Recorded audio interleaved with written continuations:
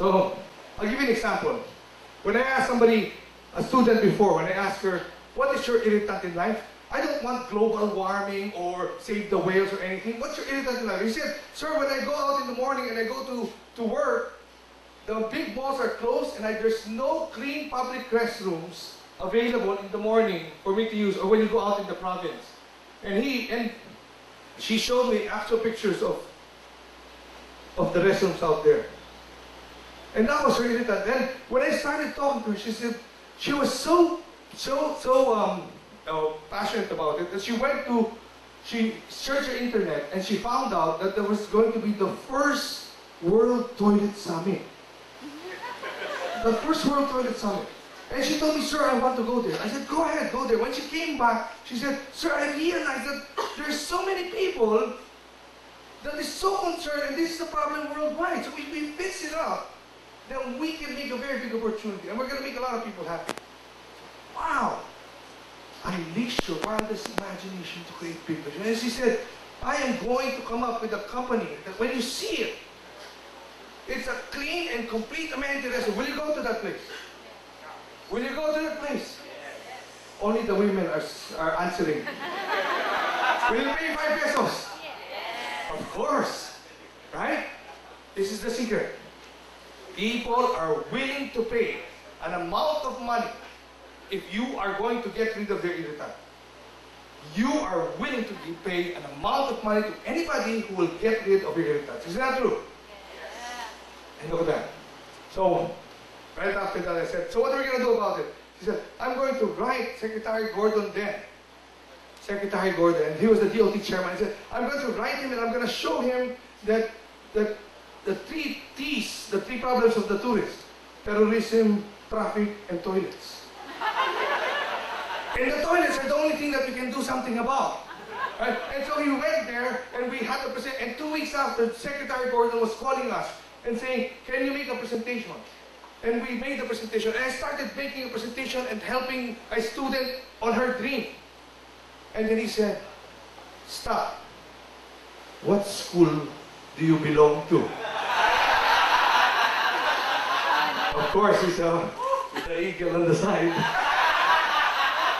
And quietly I said, I said, sir, I'm Lasalite. And they said, I figured that out because only you Lasalites can only think of all this crap. But I took it because I had to present, right?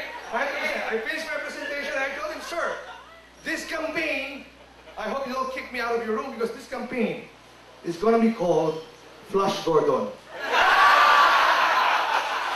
Soon after that, we became friends. And look at what happened. We formed the Restroom Association of the Philippines. In front of you is the president and founder of the Restroom Association of the Philippines. Transform it into win-win scenarios. Look at that. Who are my members? American Standard, Kimberly-Clark, Unilever. Win-win, because if we do activate this, then everybody will earn, right? Everybody will be happy. You will be happy, and the companies are going to be happy. Transform it to win-win scenarios. The year after, I was the next speaker in the World Toilet Summit. And today, proudly, I'm a director now of the WTO, the World Toilet Organization. And that is not a joke. So let me also plug that if you want to volunteer to be part of our organization, please do so. We usually have women volunteers. The women, the young women, we call them banyo queens. The older ones, we call them comfort women.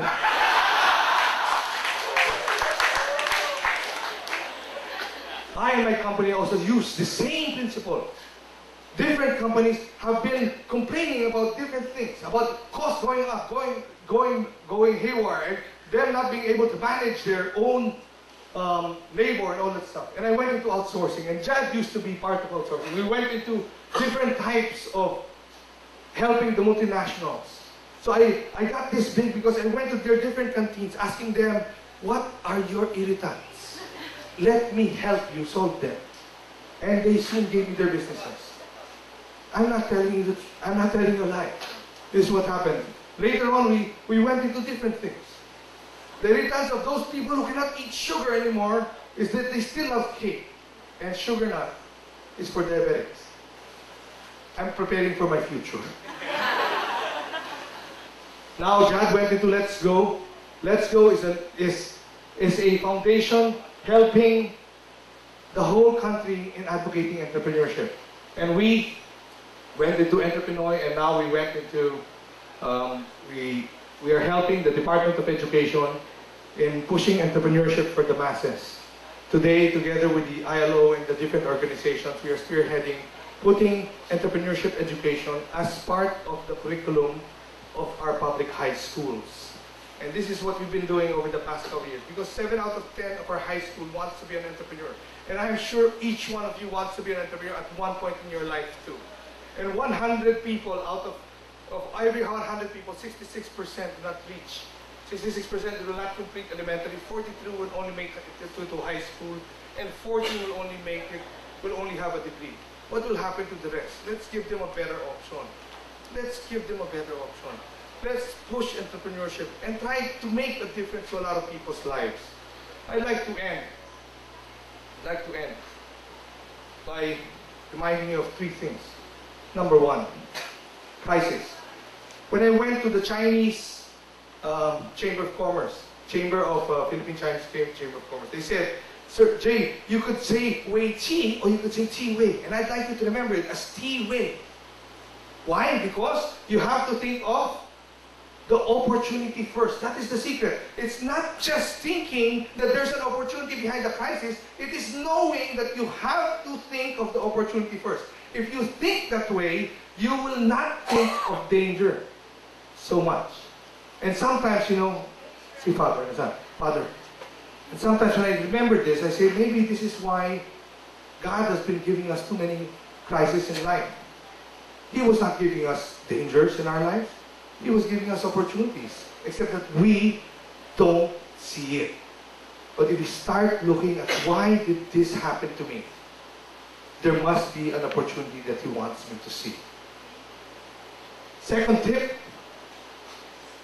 on entrepreneurship, if you want to have a great idea, grab opportunities through your irritants, unleash your wildest imagination to create big visions, transform it into win-win scenarios, and serve others by making purposeful. So, if you are an entrepreneur, this is my version of guts. You've got to have guts to come up with good ideas.